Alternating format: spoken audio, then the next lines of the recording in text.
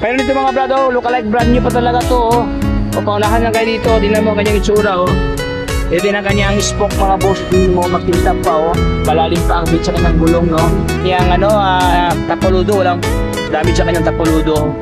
Ito din ang kanyang kaha dito mga boss, sa lens, stock pa buo pa, oh. Hindi lang kanyang light, oh. Parang brand new pa ito mga boss, oh.